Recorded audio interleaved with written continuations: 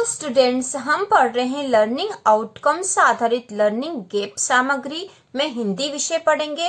और हिंदी में आज हम पढ़ेंगे विराम चिन्ह, जो कि आपकी बुक के पेज नंबर 42 पर है। पेज नंबर 42 पर विराम चिन्ह पढ़ेंगे। यहाँ पाठ्य सामग्री दे रखी है और यहाँ पाठ 16 है, नरवदी। और यहाँ पर जो छोटी सी कहानी दे रखी है और इसमें हम विराम चिन्हों का प्रयोग करना सीखेंगे। तो पहले कहानी पढ़ लेते हैं। मेकल के शिखर पर घने ऊंचे पेड़ तो थे, लेकिन झरने की कोई आवाज सुनाई नहीं दे रही थी। दुग्गन भटकता रहा। उसका भी प्यास के मारे बुरा हाल था। वह सोच रहा था, जब प्यास के कारण मेरी यह दशा है तो नन्ही जान नरबदी का क्या हाल होगा। उसने सिर उठाकर आसमान की तरफ देखा। सूरज तमतमाया हुआ था। दुग्गन के हाथ अपने आप प्रार्थना में उठकर जुड़ गए। वह लगभग रुआसा होकर गिड़गिड़ाया, हे प्रभु, मेरी लाडली की रक्षा कर। वह बिना माँ की बच्ची है। उसे कुछ हो गया तो मैं जीवित नहीं रह पाऊंगा। तो ये छोटी सी कहानी है नरवती की और इसमें हम विराम चिन्ह का प्रयोग करना अब सीखेंगे। तो विराम चिन्ह को पहले समझ लेंगे, तो इसके बाद विराम चिन्ह की जानकारी दे रखी है। तो यहाँ विराम चिन्ह के नाम है, नाम विराम चिन्ह।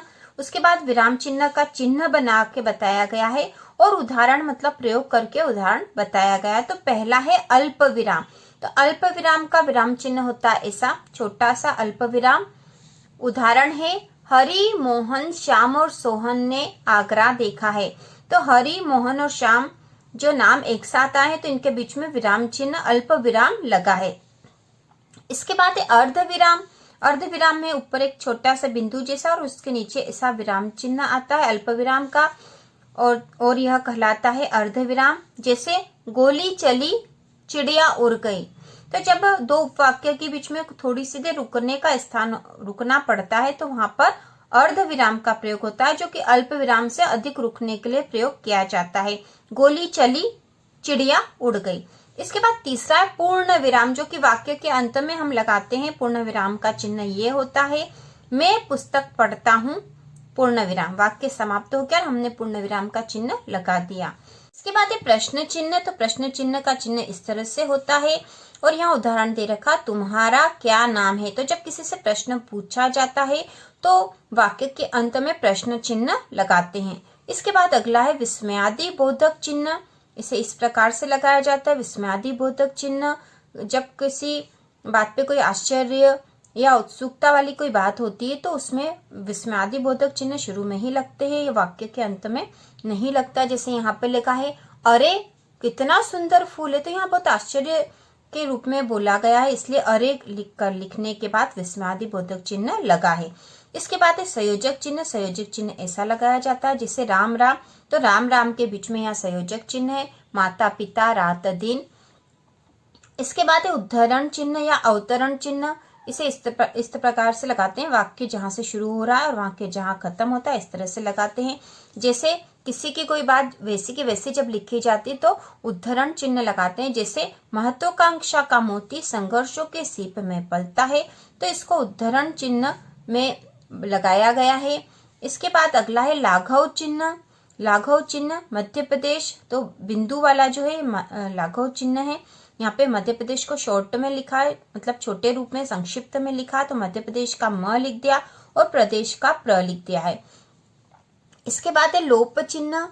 लोप चिन्ह मतलब जहां कोई चीज छूट जाती है या रिक्त जगह को बताने के लिए लोप चिन्ह लगाते हैं। जैसे सिंधु सेज एठी सी। तो कविता की लाइन पूरी नहीं है, उसके बीच के वाक्य छोड़ दिए गए शब्द, तो उसके लिए लोप चिन्ह का प्रयोग किया गया है। तो इस प्रकार यहाँ पे हमने विराम चिन्ह देख लिए और उनके उदाहरण भी देख लिए। अब हम आगे की गतिविधि करेंगे। वर्कशीट 1, जो कि आपकी बुक के पेज नंबर 44 पर है। पेज नंबर 44 पे है वर्कशीट 1। तो इसमें पहला है, वह मन ही मन बड़े देव को मनाने लगी, बड़े देव मेरे बाबा को बचा लेना, उनका प्यास के मारे बुरा हाल है, पानी नहीं मिला तो वे मर जाएंगे। उपयुक्त गद्यांश के प्रत्येक वाक्य में यथास्थान विराम चिन्हों का प्रयोग कीजिए। तो यहाँ हमने विराम चिन्हों का प्रयोग करना है, तो इसका उत्तर हम लिखेंगे, वह मन ही मन बड़े देव को मनाने लगी है। बड़े देव, तो उद्धरण चिन्ह में जो उसने कहा वैसा के वैसा लिखा, इसलिए लिखा है बड़े देव। यहाँ पे विस्मयादिबोधक चिन्ह। मेरे बाबा को बचा लेना, उनका प्यास के मारे बुरा हाल है। यहाँ पे अर्धविराम का भी प्रयोग हुआ था। पानी नहीं मिला तो वे मर जाएंगे, यह उद्धरण चिन्ह पूरा हो गया। यहाँ पूर्ण विराम भी आएगा। तो इस प्रकार से यहाँ पे विराम चिन्हों का प्रयोग हो गया है। इसके बाद अगला जो है, दिए गए विकल्पों में से सही उत्तर चुनिए। इसमें पहला विराम चिन्ह का क्या अर्थ है? चलना, ठहराव या रुकना, वाक्यों का दोहराव या वाक्य का लुप्त होना। तो इसका उत्तर आएगा ठहराव या रुकना।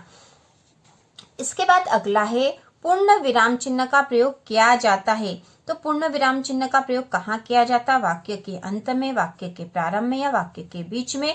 तो उत्तर आएगा वाक्य के अंत में। इसके बाद चौथा, इनमें से विस्मयादिबोधक चिन्ह कौन सा है? तो हमें पता है कि इसमें से यह विस्मयादिबोधक चिन्ह है, तो हम यहाँ पर विस्मयादिबोधक चिन्ह लिख देंगे। इसके बाद मूल्यांकन 11 वर्कशीट 1 और आपकी बुक के पेज नंबर 45 पर है।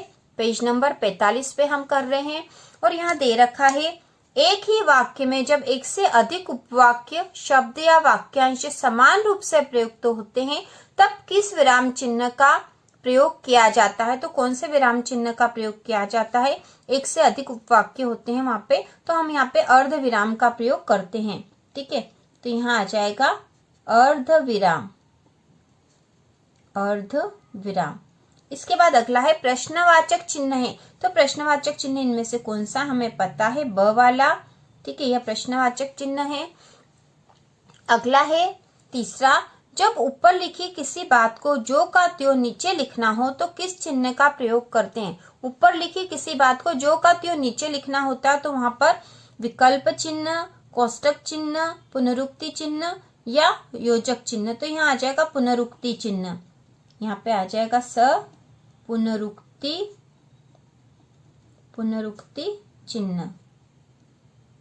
इसके बाद अगला जो चौथा है, तालिका में दिए गए विराम चिन्हों का मिलान कीजिए। तो इनका हमें मिलान करना है।